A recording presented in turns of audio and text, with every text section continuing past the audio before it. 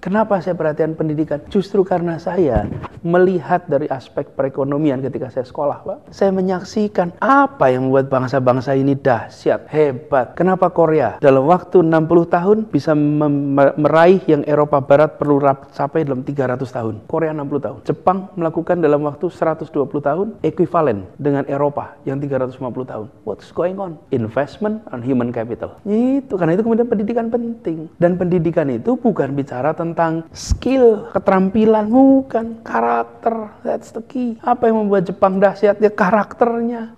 Karakter itu dua. Karakter moral, jujur, rendah hati, beriman, bertakwa. Itu karakter moral. Yang kedua, karakter kinerja. Kerja keras, kerja tuntas, ulet, tangguh. Itu kan. Nah, kita bicara karakter itu dua-duanya. Kalau orang bicara karakter itu moral saja, ya kita kan tidak ingin jujur tapi malas.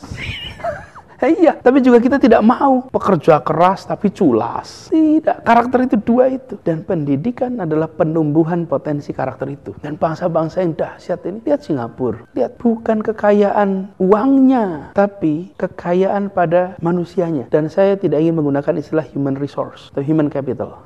Justru karena saya belajarnya ekonomi, jadi saya lihat, jangan tempatkan manusia sebagai sumber daya untuk kegiatan produksi. Karena itu disebut resources. Dalam perekonomian itu ada fungsi produksi, Pak. Fungsi produksi itu ada uang, ada capital, ada orang, ada teknologi, kemudian ada sumber daya alam. Itu fungsi produksi. Nah, saya bilang manusia jangan kalau kita bicara sebuah bangsa, jangan tempatkan manusianya sebagai faktor produksi. Kalau di perusahaan boleh itu diatur.